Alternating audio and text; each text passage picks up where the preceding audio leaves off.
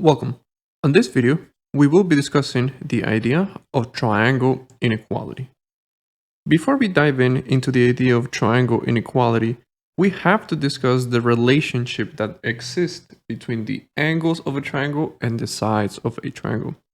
In that relationship, it's a little bit straightforward, and that is that given any triangle, if I'm able to identify the largest angle, well, that's always going to be opposite to the longest side. Therefore, the longest side of a triangle is directly in front of the largest angle. And the other way around. Within a triangle, if I'm able to identify the smallest angle will always be in the opposite of the shortest side. So therefore, the shortest side of a triangle is directly in front of the smallest angle. And that's something that it will always occur. Let's take a look at some quick examples to see how this can be used. In here, what we want to do, we want to list the sides of the following triangles from shortest to longest. Now, in example A, we are given the sides. So I think that's a little bit of a typo. Actually, in example A, let's concentrate on the angles. Let's try to list the angles from the smallest to the biggest. Well, what are some things that we know about this figure? I know that the smallest side will be opposite of the smallest angle, and the largest side will be opposite of the biggest angle. So how about we start listing the sides from smallest to largest? What's the smallest side? The smallest side, it's a value of 24, and then it follows, so we're going this way, and then it follows the side that is of 26, and then it follows the side that is of 32. So therefore, the angle that is opposite of the smallest side will be the smallest angle, which in this case is angle L. So angle L should be the smallest angle, and what should follow, what's in front of 26, here we have 26, then the angle opposite of 26 should be the one in the middle, so therefore angle J. And if we continue doing that by order of elimination, I think we can all agree that the largest side will be angle K. So there's really nothing to say there. So now we have here, the smallest angle is L because it's opposite to the smallest side, then followed by J, then followed by K. In example B, notice that here we are actually given the angles of this triangle. Perhaps in order for us to make this list, we have to identify what's the angle of F. To identify F, what we can do is the summation of the interior angles. I know that if I add them up, that should be equivalent to 180. So in order to find that F, I can do 180 minus 51 minus 47, which is equivalent to 82 degrees. So let me actually just erase this, and let me just call it 82 degrees. 82, good. So now that we have that, let's say, well, we're gonna go from smallest to largest. What's the smallest angle? In this case, that will be angle E. What's the middle angle? That will be angle D. And what's the biggest angle? So that will be angle F. So therefore, the side that is opposite to angle E should be the shortest side. So where is angle E? Angle DE is right here. What's opposite of that? That is the F. So therefore, the smallest side should be the F. DF is the shortest side. Then whatever's in front of D, which is in this case is FE, should be the middle one. And whatever's in front of F, which is DE, should be the largest side. So this is how we can use this idea between the relationship among angles and sides. Now let's concentrate on the triangle inequality property. So let's see. Let's try to answer this question, and let's take a look at the relationship. On the right-hand side, we have a triangle with 3 given sides, 4, 8, and 7. So now the question is, Is there any relationship among the three sides of this triangle?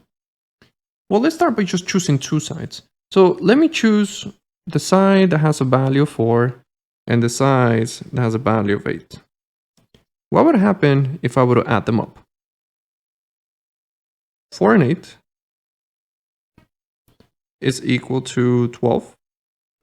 And notice that that is greater than the side that is still missing. Now, what would happen if I would have chosen some other two sides besides the ones that I have here? Well, let's see. Let's erase this.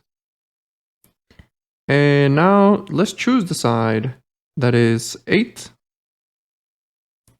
and the side that is 7. So what would happen if I add them up? Well, let's see. We have 8 and 7. So 8 plus 7, that is equivalent to 15. Well, notice that 15, it is definitely greater than the side that we have not taken in consideration, which is 4. Now, what would happen if I would have chosen the other two that I have not chosen? So let's just erase that. And now let's choose 4 and 7. So let's do that in red. So what would happen if I would have chosen 4 and 7? What would happen if I would have added those two sides instead? If I were to add them up, 4 plus 7, that is equivalent to 11. Well, then notice that this value of 11, it is greater than the side that we have not taken in consideration. So this is something that always occur within these three sides. So a relationship that we can gather within this example is that given any triangle, the sum of two sides within this triangle will always be greater or equal to the third side. Now, if you want to illustrate that, let's say, let me just draw a quick triangle. Let's call this side A, side B, side C. Then what we are essentially saying is if I add two sides, A plus B, that should be greater than C. And also, if I add side B plus C, that should be greater than A. And also, if I add, which one are we missing? C and A, that should be greater than B. The addition of two sides will always be greater or equal than the third side. In order for even a triangle to exist, this has to be true. Let's visualize that. Why is it that this has to be true? Let's take a look at the following illustration. So what's going on within this illustration? Well, so here we have a question. Can we create a triangle with the three given sides? Right now we have three sides whose measurement are 7, 12, and 9. In order that we can play around with the location of the ending of the segments, we can move this segment like this, and we can do the same with the blue one. Would it be possible for us to connect those two yellow dots? Well, notice that if we just move it around, with the three given sides of 7, 9, and 12, we can create a triangle. So that implies that the triangle inequality holds true. I mean, let's check them very quick. 7 plus 9, that is greater than 12. 9 plus 12, that is greater than 7. And 12 plus 7, it is greater than 9. Notice that the triangle inequality holds true. Let's redefine the length of the sides of this triangle. So now this side of 7, let's make it shorter. And this side of 9, let's make it shorter as well. And the question remains the same. Can we create a triangle with the three given sides? And notice that that will not be true. Because even if I change the location of this blue segment, there's going to be no way for me to connect those yellow dots. There's always going to be a space or a gap between them. Now, what would happen if we check the triangle inequality? Well, if we add the blue and the green, 4 plus 5 is 9. That is definitely less than 12. Notice that the triangle inequality will fail. And this is something that always happens whenever we want to check if a triangle exists. The triangle inequality has to be true in order for a triangle to exist, because not because you are being given three sides, that implies that the triangle will be in existence, just like we have it here. And maybe you're saying, well, what if we make the green side very large? Would it still be possible for us to create another triangle? Well, even though they might be overlapping here, there's going to be a point in time where we can still redefine. It's just a matter of redefining the location. And notice that the triangle will exist in there. Now, if we check the triangle inequality, it should hold true. 4 plus 12, it is greater than 12. 12 plus 12, it is greater than 4. And 4 plus 12, it is greater than 12.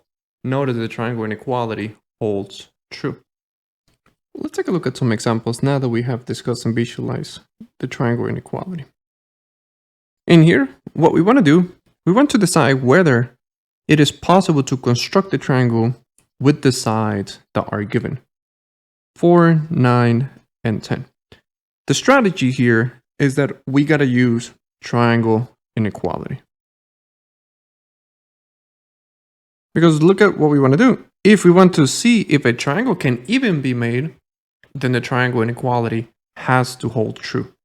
So how are we going to do that? We know that if there are 3 sides, then there are 3 different scenarios that I got to check. If I add 2 sides, which in this case is 4 plus 9, that should be greater than the third side, which is 10. That's one possible situation that we got to see. What's another possible situation? Well, if I would have added another 2, which in this case is 9 and 10, that should be greater than the third side, which is 4. And lastly, if I would have added the other 2, which is 4 plus 10, that should be greater than the side that is missing, which is 9. So now let's see if these scenarios hold true. Well, 9 and 4, that is 13. 13, sorry, they're all greater or equal to. So 13 is definitely greater than 10. So this is good. My other scenario, 19 is greater than 4. So this is true. My other scenario, 14 is greater or equal than 10. So therefore, this is true. Notice that these 3 scenarios are true. Therefore, my conclusion is that we can actually create a triangle with the given sides. So we can create a triangle given the sides of 4, 9, and 10. Let's take a look at another example, which is a little bit more challenging. So let's familiarize ourselves with this situation. Here we have some triangle, and we know that this triangle, it has a length of 14 and a length of 9. What we want to do, we want to describe the possible lengths of the third side. What makes this example more challenging is that we don't know what's the third side. If we don't know what's the third side, we cannot check the triangle inequality right away. So let's think about how we're going to handle this. We don't know what's the third side, so let's call it x. Let's say that x is the third side that we don't know. Now, there are 2 possible situations that can occur. Using this value of 14, it could be that 14 is the largest side. Perhaps x is just less than 14. Or it could also be that 14 is not the largest side. So there are 2 possible situations that could happen here. So given that, if 14 is the largest side, then we can say that actually x is less than 14. And if that's the case, then we can perform the following. Then therefore x plus 9 should be greater than 14. If 14 is the larger side, then perhaps this is the situation that we can gather. Now, we can solve for x. If this is the case, if we take away 9 on both sides, now we see that x has to be of a value that is greater than 5. The second situation, if 14 is not the largest side, then that implies that x is the greatest value. Greatest value. And if that's the case, then we can have that 14 plus 9 is less than x. We can perform some algebra here. 23 is greater than x. Then I notice that we have some intervals for this missing side. X is greater than 5, and also x is less than 23. Then that's the same as saying, so the conclusion is that x is of a value that is somewhere between 5 and 23. So given a triangle whose side is 9 and 14, if we choose any value that is between 5 and 23, then we will be good. And one strategy to think about, like pretty much the biggest strategy in here, is to always make the missing side, try to make them the largest. So within my first situation, if 14 was the largest side, that's where we place it by itself. And in the second situation, if 14 is not the largest side, then x is the largest side, and that's where we place it by itself. Hello. If you would like to continue to learn about mathematics, you can check out the videos on the left.